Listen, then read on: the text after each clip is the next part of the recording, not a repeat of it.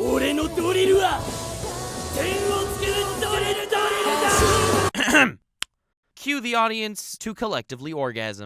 Out of all the plentiful amounts of anime cliches that we see pop up again and again, there is one above all others that hits that emotional note every single time. And yes, that is when the main theme of the anime starts playing in the actual anime. I know it sounds so stupid, generic, and cliche. It happens everywhere, but it is freaking amazing. Now, I do believe there is one underlying reason as to why this anomaly packs such a powerful punch, feels wise, and spiritual. So I asked you guys on Twitter to please send me your favorite moments in anime where the theme starts playing and it all got sick, and all of a sudden you start getting hard down there and it was inexplicable. Now, I got hundreds of replies. Very cool. Link to my Twitter in the description because I want to do more analyses based on your answers. That way I'm not just thinking from my own perspective of anime, but from all of yours. The fan base will reign supreme!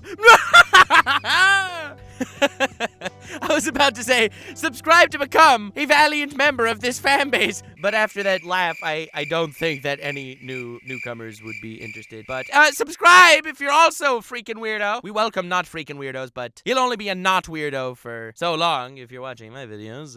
It changes a man. But in any case, after getting your several hundred replies and compiling my favorites, there are a hell of a lot, and I will not be able to cover all of them in this video. Maybe I'll do a part 2 if you enjoy, but interestingly enough, this one core reasoning behind why the theme of an anime playing in the anime packs such an emotional wallop, granted, can explain the phenomenon in an instant, giving you a basic general gist. However, to properly tackle this idea, I'm gonna have to run through a variety of, some of the best scenes in anime because they had the themes in the background. So that way, when I more or less explain it, or at least how I see it, I actually have footing to base my thesis upon. Because if I were to say, what is the opening of an anime? What is its purpose in our enjoyment of this media that is anime? In a nutshell, I would say that its job is to pump you up for the show, but it's also something that you can equate with the show. A song that every time you hear, that show pops in your mind, where the visuals in the opening are made so when that song plays, it stimulates everything you feel in that opening when you're hyped for the show. Now, being that every single anime is different and touches different themes in the various series that I'm about to bring up, because being that every series has its own important themes, the opening amplifies our perception of what those themes are. So, when that epic, groundbreaking moment happens in the anime and the opening plays, that's the song that we're linking our emotional investment to the themes of the show and what hypes us to continue watching the show on a meta level, because this song is not going on for the characters in the series. It's our personal media getting introduced into the other form of media, being the actual series. I'm gonna give you a few examples. It's gonna make more sense, don't worry. And even more than that, the theme playing in the background of the series hits different emotional notes depending on which series and what scene. Now, the first one I would like to talk about is a scene in Black Clover, a shonen anime going on right now, and this scene was Asta versus Vetto. This is a fight that took place in the 4th arc of the story, while the 4th theme song of the series was running. Now, the theme that played in the background when Asta finally defeated Vetto was the first opening of Black Clover, and the reason is simple, and that's why it was awesome! One of the core themes of Black Clover is that Asta, someone who's born with literally nothing, not nobility status, and not magical prowess, can become something through hard work and friendship and stuff and all that beautiful, emotional, semi-realistic garbage. But that's not the point! In our mind, the first opening of Black Clover is the start of his journey. It's not what's going on right now. Right now, the themes that we're tackling aren't the fact that he will struggle to make something of himself. Right now, in the Water Temple arc, the 4th arc of the show, it's a totally different ballgame. The themes are the fact that since Asta's done so much for the Black Bulls, and all the Black Bulls care so much about Asta, they're willing to give their lives to help him in this fight. This 3-on-1 fight with Asta, Vanessa, and Finral against Vetto is one of my favorite fights in anime. Yes, it actually is. Because Asta himself, he can do nothing against this literal beast he's up against. Vanessa uses her string powers to veer his trajectories, and Finral can open these little wormhole-y thingos so he can keep disappearing and reappearing in different places. Asta completely gives his life to Vanessa and Finral, putting it in their hands, where his job is run at Vetto full force to strike him, while the two of them have to seamlessly work together, ensuring that Asta is not torn to shreds by just a single blow of his opponent. The theme is the insane trust that Asta has in Vanessa and Finral, making them both need to step up to the playing field, making them both, despite the fact that they are born from the most epic of families, be it the Witch of the Forest or Finral's noble house of space magic, both of them are considered semi-failures. That's why both of them ended up in the Black Bulls Guild, a guild for semi-failures that Yami sees potential in. This fight was not like the normal shonen fights where your average shonen protagonist actually manages to overpower his opponent. No, Asta remains weaker than Vetto throughout the entire fight, and it's purely due to the teamwork between the three of them that they are eventually able to take him down. The main themes here are trust. So the fact that they decided to play the first opening of Black Clover in the background, not the current one, the one where the entirety of the Black Bulls Guild, one after the other, shows up to put their life on the line to defeat Vetto and rely on the ultimate teamwork, because in the end of the day, the fact that everyone is able to become the person they are, the reason why Luck is working as a team, not just the battle maniac he was before, the reason why Ghosh cares about his guild, not just about his creepy little sister, and the reason why Finral and Vanessa, two scaredy cats, are putting their life on the line is all because Asta was able to push himself past his social boundaries. Because even though society said he can't, he said he can. That's the ultimate basis to what this teamwork is all about. And that is how this series began. That is the main core theme of Black Clover that was introduced at episode 1 with this very first theme song. So when this plays in the background, and we're seeing Asta, a guy who was born from no nobility and with no magical power, and that this guy is going up against Vetto, one of the 3 strongest members of the Eye of the Midnight Sun, a terrorist organization where these 3 generals surpass captain level wizard. That is powerful shiz. That is the emotional weight dropped when the first opening plays as Asta takes Vetto down. Now, I decided to cover this first because it's a very easy way to point out what I'm trying to get to. It was easy to delineate between the first opening and the third opening, covering the themes in this fight versus the themes of the entire series. So I wanted to say first that you realize the opening is the embodiment of what we are hyped about of the series. If done right, that would be the core messages of the actual show. And that is why, when the theme plays in a final battle, it hits so hard. So, I'm going to mention 5 fight scenes right now that all do this spectacularly. Karasuno versus Shiratorizawa from Haikyuu. This final battle was everything that the entire team dreamed of for the entirety of the series. So, when the theme plays about people finally reaching their dreams after all the hard work that they put into it, it feels worthy. In Bungo Stray Dogs, when Atsushi and Akutagawa are fighting against Francis Fitzgerald. At the end of the second season, the entire story until this point was the rivalry between who Atsushi was and who Akutagawa was. Be it the rookie member of the good guy organization or the rookie badass of the Port Mafia, both had to drop their differences and work together to take down a greater evil. So the theme playing is their rivalry coming to fruition as the ultimate tag team. In Pokemon, you had Ash versus Sawyer at nearing the end of the Kalos League, where Ash Greninja, an ultimate culmination of training, teamwork, and trust, are up against a Mega Sceptile and take the W. When Joseph Joestar is fighting Cars, and not the theme Bloody Stream is playing, no, it's Sonochi no Sadame. It's the first opening of JoJo, because this is the JoJo bloodline taking a big fat W, and the whole idea of JoJo's Bizarre Adventure is the bizarre adventure through generations, as different branches of this family are all interconnected, yet doing completely different, important ass shiz as he defeats an opponent that no mortal had any seeming chance against. Yes, I'm rushing these fights because I'm trying to get one point across for this video. Do not think that I'm not going to be analyzing many of these fights on a different day, especially the JoJo's one, because Joseph versus Cars was greatness. And another one that I would like to mention for this very category is Kenichi versus Odin from History's Mightiest Disciple Kenichi. That is an anime all about training, and it's a pretty dope shonen if I do say so myself. Kenichi, who wanted to become something more than the slacker loser he was, joined Ryozanpaku, an epic dojo place with a ton of really wacky epic masters, each training him in their own art, being it the art of weapons or Muay Thai, Judo, Kung Fu, whatever the hell. But it was all essentially a montage of epic training with these epic badass master dudes that he thought he would never be able to attain a level of. Now, being that he's up against epic opponent dude, leader of Ragnarok, and no one ever had a team called Ragnarok and they were total pussies, okay? And this guy was able to read your moves once he understood your style, and it basically made him invincible from that point forward.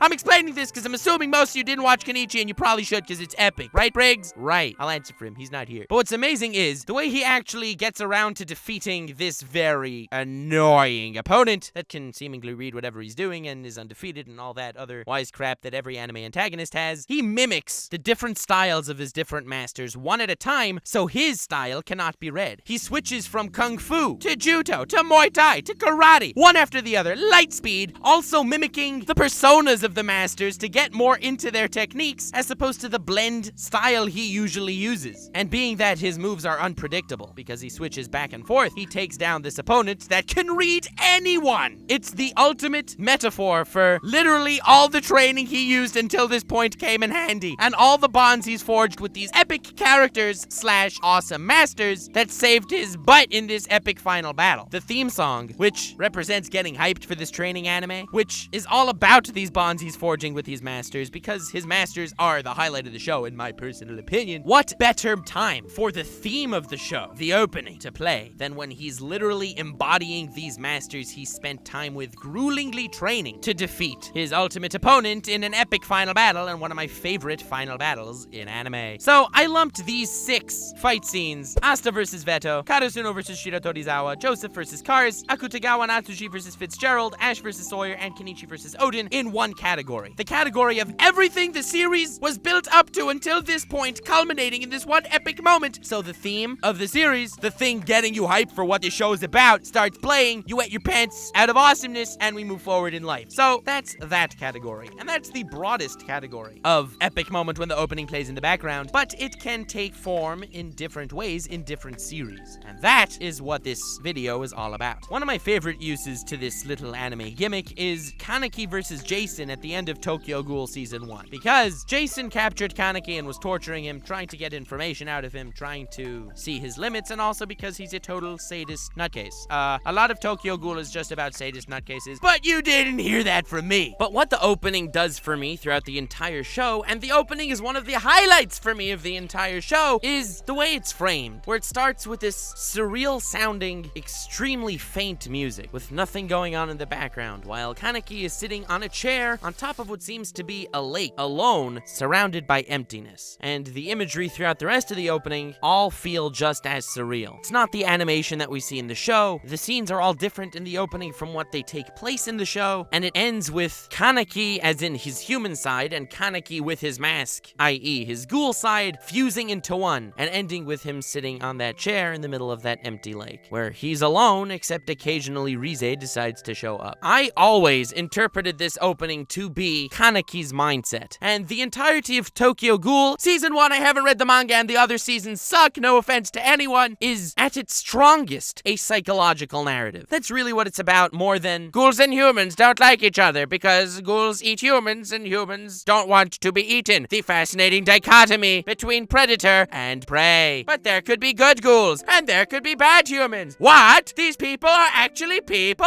Yeah, not exactly the single most fascinating storyline for me, but on a psychological level, so many of the characters are really interesting. And Kaneki, despite the fact that he starts off as a pussy bitch, ends up really growing into quite the badass character. Tokyo Ghoul has a thing for white hair, gives every badass character white hair, and I guess that's cool. But when Kaneki goes from black hair to white hair and goes 100% rage savage mode and takes off Jason's nuts, metaphorically of course, aside from coming to realize how he finally snapped with all the psychological tension finally being released, it's extremely satisfying to watch him take down his captor. This Jason guy, one of the strongest of the ghouls seemingly, who's there torturing Kaneki for episode after episode, putting flesh-eating centipedes in his ear, which honestly I've never experienced, but I can use my very wonderful imagination to assume it doesn't feel that good, okay? So Kaneki beating Jason is justified. It's also satisfying, but Kaneki absolutely overpowering and destroying Jason is also a little bit terrifying. So when the Tokyo Ghoul opening that represented jumping into this world of psychological psychological trauma for the entire series starts playing in the background, where the psychological mess that was developing in Kaneki's mind for the entire series woke up from its dormant state and annihilated this opponent that we so badly wanted to see taken down. It moved this fight from a 9 out of 10 to an 11 out of 10. This is the surreal opening that we've been friends with the entire story. The opening that gets us hyped for every episode, but not so much as the growth of the character physically, as much as the growth of the character psychologically. Growth not necessarily taken in a positive way, because when Kaneki goes white hair badass mode and takes down Jason, while it's satisfying he's finally taking down his opponent, while we're happy he finally got out of his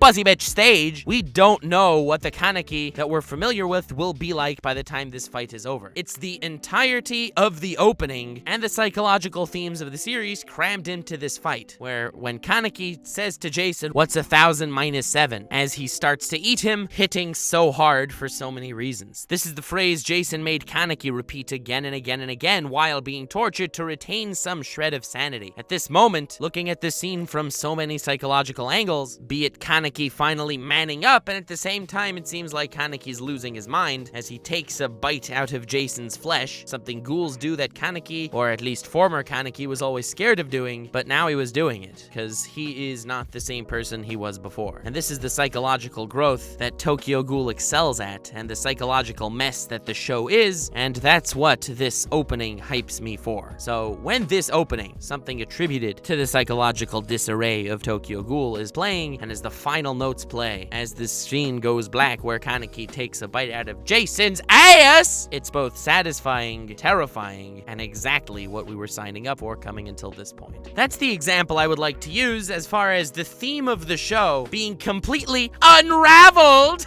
You get the pun? Because the name of the opening's Unravel? Okay, fine. It wasn't that funny.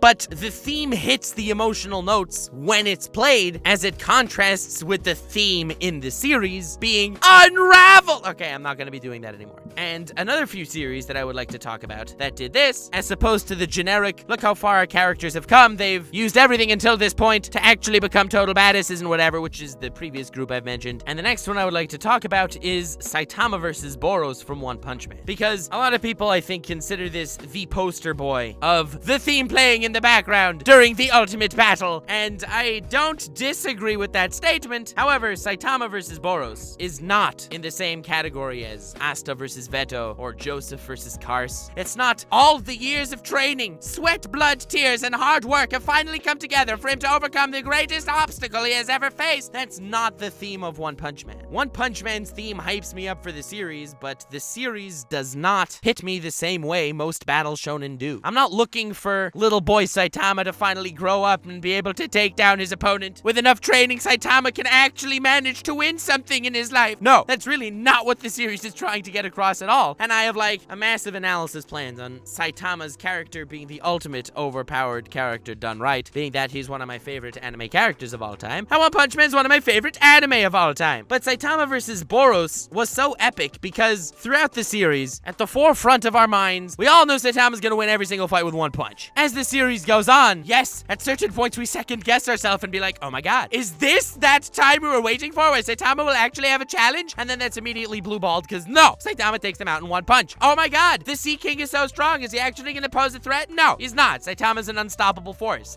Get used to it, fam. So when Boros shows up as the final opponent in season 1 and blasts Saitama to the moon, clearly Boros is on a different playing field than every single opponent Saitama has faced, aside from the mosquito. In fact, Saitama even punched him and he didn't die in the beginning. We were like, oh my god, what is Saitama gonna do? Finally found an opponent that can rival his power. And of course, that's one of the greatest strong suits of the show's humor because of course Boros stood no chance against him. Even after Saitama one-punched him, Boros said, yeah, I could tell you weren't even trying. And he was like, ha, you noticed, One Punch Man is about an entirely different thing. One Punch Man is about the unstoppable force that is One Punch Man. So the opening playing in the background wasn't that we were hyped that our boy became a man, it's that we're hyped that our man will never falter. It's an entirely different mindset and an entirely different reason why the theme playing in the back of that fight means so freaking much. Similarly matching the theme of the show, the finale of Anohana. Anohana is a tragic anime, and it has one of the saddest endings of all time, which pretty much makes everyone cry. Now, of course, the entire theme of the show is wrapped up by the ending, so when the opening plays, it's freaking traumatizing. That's for another reason entirely. entirely, because the opening is what we've been matching with this journey that's finally coming to a close. Or at the end of Digimon Adventure 1, the Hey Digimon song represents friendship. It did throughout the entire season. It's when we were able to overcome our obstacles and take things to the next level because of friendship and stuff. And yeah, it's generic, but it's a kids show, and it's also amazing. The ending of Digimon is when the kids realize they will probably never see their Digimon partners again. The people that they fought side by side with and risked their lives with countless times. As they were heading back to the human world with all their Digimons being left behind, the song of Hey Digimon, the friendship song, starts playing. And this time, unlike usual, where it's a hype song, it's sheer sadness to see the friendship physically ending where they will remain in each other's hearts forever. Now, as far as the theme of the show being used, it's generally used in like a final battle. As I've mentioned with Anohana and Digimon, the song is meant to hit you and make you cry, so it's a grand finale. With Kaneki versus Jason, Saitama versus Boros, Joseph versus Kars, Karasuno versus Shiratorizawa, it was a big climactic finale. So everything that we've had until this point is reaching some form of climactic end. Now, it's not only used in that way, because One Piece does an entirely different take on the let's play the theme in the background, because there are a lot of fights that I would say are big fat endgame fights in One Piece. I mean, at the end of certain arcs, like Luffy versus Lucci, I could have so clearly seen the One Piece song playing in the background. You know, Yayo, Yayo. Okay, maybe not that One Piece song, but one of the themes could have been playing in the background for that fight, and I would have been like, hell yeah, this is Luffy pushing past himself to the next level, very cool. But it's not. The only time in the entire One Piece series so far, I'm sure at the end of the series they will do this again, the OG One Piece theme plays, is after the 2-year time skip, where the Straw Hats get back together and they take down these pacifista, these robots that they previously struggled against a hell of a lot, and the theme hits home. The reason why it's played here as opposed to anywhere else in the series, and kudos to Toei, I'm actually complimenting Toei, so this is actually a big deal for me. I've said it several times. Unlike series like Naruto, My Hero Academia, or Black Clover, the typical shonen formula, it's about how the world changes the main character. One Piece is how the main character changes the world. It's not the culmination of a ton of training that he'll beat his next opponent and that's when the theme plays. The theme is about this adventure of all the Straw Hats coming together, each originally for their own reasonings, but banding together to adventure through the world, and the world will change because of it. So, after a 2-year time skip, where all the Straw Hats come together again, after not seeing each other for 2 years, and they're ready to storm the world, and are far stronger than they were in the past, taking down these pacifista, it's the quintessential moment for the theme of One Piece to play, because that is what it's all about. The family's back together, going to change the world further. So yeah, that hit extremely hard, and an anime that does use the generic shonen formula also has a certain theme that plays at certain epic moments, and I'll tell you in a moment why I'm talking about this one, because it's Bleach. Ichigo just got Bankai, and he was taking down captains and lieutenants of the Soul Society left and right, and this isn't per se the opening of the series, it's the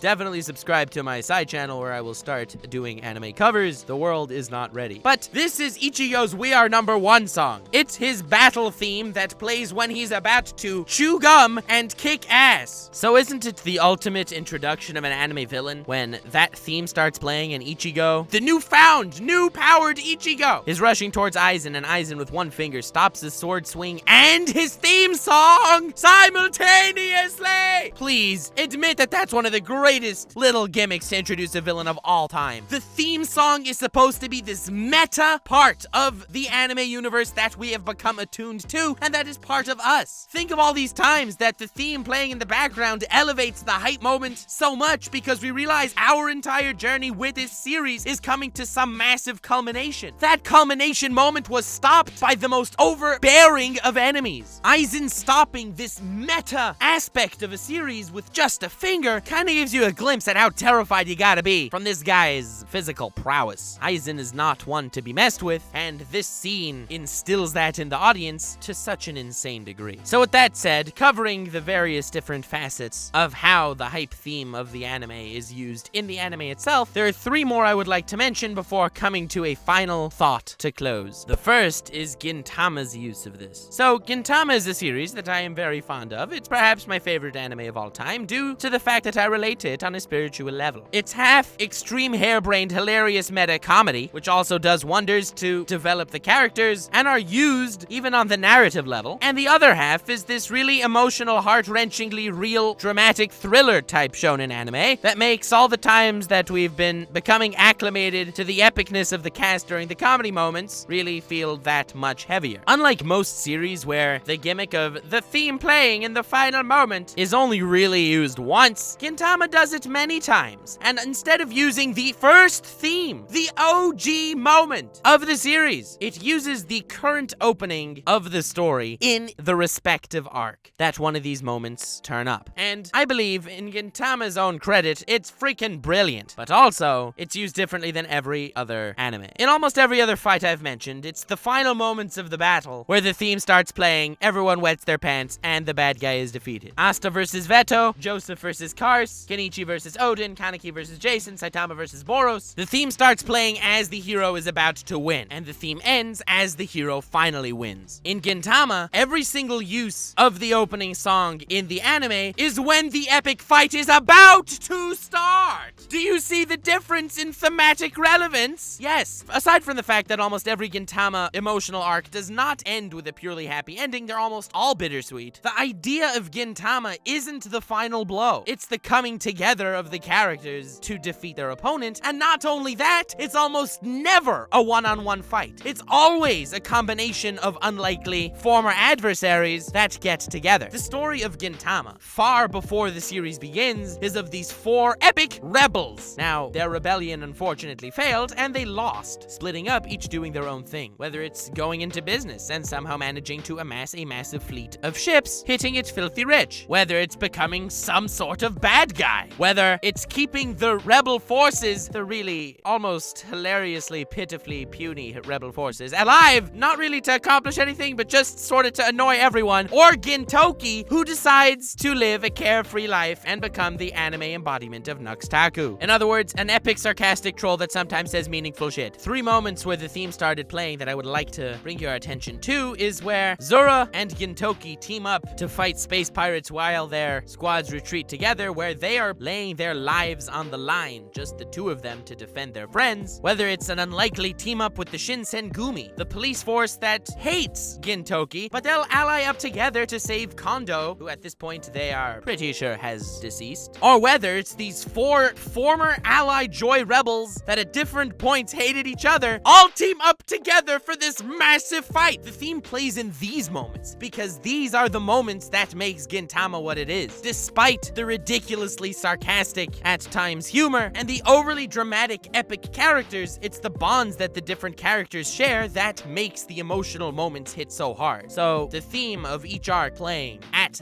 that pinnacle moment where a bond is reforged is beautiful. This is also used quite brilliantly in Sword Art Online, Abridged, because in Kirito's final fight with Heathcliff, This Is War starts playing in the background, the opening to SAOA, because in the end of the day, they wrote quite the fantastic story, coming to quite the fantastic climax, and in my opinion, the greatest use of the opening playing in the background, a moment that almost puts its competitors to shame at how brilliantly it was done, is none other than Gurren Lagann! Ore no doriru wa ten wo tsukuru doriru da! And no, it's not for any of the complicated reasons, not the One Piece reasoning, not the Tokyo Ghoul reasoning, it's the generic one. But it's the generic one done to the utmost, because this is the theme that we remember while Simone and Kamina were in a cave, in an underground cavern where they didn't even know an outside exists, where Kamina pointed up and said, I am going to be the drill that pierces the heavens. I believe in an outside world and I will find it. They called him crazy, they called him insane, but he believed, he looked forward, and he forged through. He was the drill that reached the heavens, and it turns out the cavern is not the whole world. There is also something outside the cave. There is a future, as long as you believe. It's true, tragic shiz happened in episode 7 that we will not talk about, but that ideal is pushed forward. That's the driving force of the entire series, because as a drill spins, the little point eventually becomes wider and wider and wider. That's what a drill is, and they literally do pierce the heavens as the fight ends up in space against the anti-spirals. A race that says that the future is dangerous, it's far more prevalent to live in the past and present. Humanity, though, wants to push forward. It's everything and everyone that they've met in their journey, but it's everything and everyone that makes up humanity and what humanity is. It's the ideals of pushing forward into a future against an unstoppable seeming force that wants to keep the world in the past. This is a fight that goes beyond the generic. It's a fight that people don't talk about because